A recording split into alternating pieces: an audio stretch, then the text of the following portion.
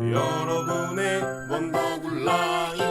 네, 여러분 안녕하세요. 드디어 K8 페이스리프트 소식을 전달해드릴 수 있게 되었습니다. K8 하이브리드 같은 경우는 제가 애착이 정말 많은 차예요. 약 3만 킬로 정도를 타봤는데 BMW 5 시리즈 520i G바디를 탈 때보다 훨씬 더 만족감이 좋았고요. 제 직원이랑 번갈아 가면서 탔는데 K8 하이브리드를 훨씬 더 만족스러워했습니다. 그리고 기존 K8에 전자제어 서스펜션이라는 옵션이 들어가 있어서 승차감이 매우 좋아서 훨씬 더 만족스러웠는데, 그랜저에는 있고 K8에는 없는 것, 프리뷰 전자제어 서스펜션이었어요. 전방 카메라와 내비게이션을 통해서 울퉁불퉁하거나 과속 방지턱, 포트홀 등이 나타나면 4개의 서스펜션이 각각 독자적으로 제어를 해주면서 차가 꿀렁거리지 않게 최적화된 승차감을 제공해주는 옵션이었죠. 그랜저 같은 경우는 익스클루시브에 109만 원만 추가를 하면은 프리뷰 전자제어 서스펜션으로 업그레이드를 해주는데, K8은 이게 없었어요. 사실 프리뷰 전자제어 서스펜션이 제네시스 K9 이상에만 들어가 있는 옵션이었습니다. 그래서 K8이랑 뭔가 격을 두고 있는 느낌이었어요. 제가 예전에 이렇게 영상으로 두 차종을 올려드렸었는데, K8 이게 뭐냐, 그랜저는 정말 중후한데 K8 같은 경우는 너무 날티나 보인다, 제가 딱 봤을 때도 무게감이 없는 약간 뭐 새 같은 느낌이었다면 그랜저는 정말 중후한 느낌이 많이 들었었습니다. 네, 하지만 기존 K8은 이렇게 중후하게 나온다고 합니다. 기존에는 이렇게 본넷이랑 밑에 두께가 어느 정도 차이가 나지 않아서 실제로 스파이샷을 봐도 현재 그랜저처럼 중후한 맛이 나네요. 거기다가 K8에도 프리뷰 전자제어 서스펜션이 들어갔으면 좋겠는데, 사실 K7에서는 RMDPS가 아니었어요. 하지만 현재는 렉 구동형 파워 스티어링 휠이 들어가고요. K8도 처음 나왔을 때는 하이브리드에서만 들어간 걸로 기억을 하는데, 이제 가솔린 기본형에도 추가가 되었습니다. 네, 이런 식으로 말이죠. 하지만 3.5 람다 엔진을 쓰면서 LPG에서는 일반 스티어링 휠이 들어갔는데, 이 렉구동형 스티어링 휠은 모터가 바퀴 주변에 달려있어요. 그냥 MDPS는 핸들에 가까울수록 원가 절감이 굉장히 많이 일어납니다. 하지만 소음이나 진동을 정말 잘 느낄 수가 있어서 승차감이 정말 안 좋아요. 그래서 수입차들을 보면은 다 렉구동형을 사용을 하고 있고요. 아반떼 같은 차량을 타보면은 핸들이 그냥 휙휙 돌아가고 막 진동도 많이 일어나는 타입이에요. 그래서 LPG랑 가솔린이랑은 현재 이렇게 달라져 있는데, 신형에는 아마 LPG에서도 렉 구동형 방식을 채택을 하지 않을까 싶고요. 네, 이렇게 전면부에 보면은 헤드라이트가 불빛이 하나가 더 있습니다. 저는 이런 포인트를 굉장히 좋아하거든요. 거기다가 현재 그랜저와 같이 중후하지만 기존처럼 약간 날티나는 모습이 보이지는 않네요. 그리고 파워트레인은 기존과 동일하게 2.5 가솔린, 3.5 가솔린, 그리고 3.5 LPG, 1.6 하이브리드가 들어갈 것으로 보이고요. 네, 이렇게 시그니처 헤드램프도 K8 페이스리프트에 들어가서 포인트 변화를 약간 더 많이 준 모습이고요. LED가 들어간 모습을 보면은 약간 캐딜락이랑도 비슷한 모습으로 보여요. 캐딜락이 버티컬 헤드램프라고 시그니처 헤드램프가 이렇게 들어가 있는데, K8에도 약간 비슷한 모습으로 적용이 돼 있는 걸 보면은 약간은 이 디자인을 참조하지 않았나 싶고요. 가격 같은 경우는 지금 그랜저의 판매량은 7,000대로 약 3위 정도를 하고 있습니다. 그래서 모터그래프에 따르면은 기아 K8은 2,000대를 채 찍지 못하고 19위로 1,988대를 판매를 해서 실적이 그랜저보다는 훨씬 더 저조해요. 기아의 EV6 같은 경우도 페이스리프트가 되면서 주행거리는 굉장히 많이 늘어나고 성능은 훨씬 더 좋아졌지만 판매량이 저조했던지 가격을 동결시키는 모습을 보여줬는데요. K8도 EV6처럼 가격이 동결됐으면 좋겠지만, K5 같은 경우는 트렌디 트림이 없어지고 상위 트림만 생기면서 약 400만 원이 올라갔었습니다. 그리고 산타페 같은 경우는 347만 원이 오르고 소렌토도 약 150만 원이 올라갔어요. 하지만 이 소렌토 같은 경우는 기존 옵션이랑 대비해서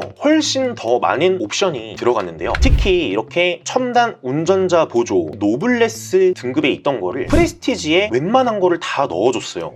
기본형에도 내비게이션 기반 스마트 크루즈 컨트롤이 들어갔고요. 시그니처에도 10.25인치 내비게이션이 들어갔었는데 네, 이거를 프레스티지의 12.3인치로 업그레이드 시키면서 일반형에도 다 넣어줬었죠. 사실 이런 완전 깡통을 구입하시는 분들은 정말 거의 없습니다. 저는 오히려 약간의 가격이 150에서 한 200만원 정도가 올랐지만 이런 옵션들, 정말 사용을 많이 하는 옵션들이거든요. 이런 거는 기본형에도 넣어주면 훨씬 더 판매량이 증가되지 않을까 싶고요. 신형 E클래스 같은 경우도 가격이 정말 많이 상승했어요. 하지만 14.4인치 디스플레이를 넣어줬고 거기다가 엠벅스 슈퍼 스크린이 동승자석에 이렇게 추가가 되었습니다. 내부 디자인 자체가 이 디스플레이만으로 훨씬 더 미래지향적인 모습이 될 수가 있거든요. 추가로 G80 같은 경우도 계기판 클러스터와 센터페시아가 일체형으로 이어져 있는 27인치 와이드 디스플레이가 적용되었는데 네, K8도 이런 디스플레이가 적용되지 않을지 싶어요. GV80 같은 경우도 기존에 대비해서 굉장히 달라진 훨씬 더 미래지향적 디자인을 보여주고 있고요. 페리가 되기 전에는 할인이 굉장히 많이 들어가요. 펠리세이드 같은 경우도 풀체인지를 앞두고 있는데 판매량이 정말 줄었습니다. 그래서 이렇게 할인도 많이 들어가고 있고요. 근데 사실 작년 12월에 거의 맥시멈 할인이 들어갔었죠. 최대 10% 이상 할인을 진행하고 있었는데 제가 영상을 올리자마자 거의 한 일주일 만에 완판이 되었습니다. 그리고 현재는 EV6 페이스리프트가 되면서 이런 재고들이 정말 많이 저렴해졌어요. 기존에는 월 91만 원대가 되던 EV6가 현재는 49만 6천 원 정도면 출고를 할 수 있기 때문에 저는 오히려 이렇게 저렴하다 그러면은 페이스리프트 전 모델을 구입하는 거를 더 추천을 해드립니다. 네, 장기 렌트 보증금 35% 2천만 원을 넣고 만기 인수 가격 그러니까 한 940만 원 정도만 더 주면은 내 차로 인수까지 가능한 EV6. 네, 외관 디자인도 정말 깔끔하고요. 현재 4, 5년 만에 가장 저렴하게 나와서 저희가 가장 판매가 많이 되는 차량이어서 이런 재고차들은 1577-8319 위 번호로 빠르게 문의를 주시면 저희가 친절히 상담을 도와드리고요. K8 페이스리프트는 올해 하반기에 출시될 예정이라고 합니다. K8 페이스리프트 전 할인은 7, 8월부터 정말 할인이 많이 늘어날 거예요. 좋아요, 구독을 눌러주시면 제 영상은 100% 광고지만 여러분들 그리고 여러분들이 사랑하는 가족분들까지도 조금이라도 더 저렴한 금액으로 차량을 더 저렴하게 구입할 수 있도록 제가 영상으로 최대한 보답을 드리니까요. 네, 신차 구입 문의 언제든지 1577-8319 그리고 제 영상을 좋아요, 구독을 눌러주시면 더 좋은 정보로 여러분께 할인 정보를 공유해드리겠습니다. 시청해주셔서 진심으로 감사드립니다.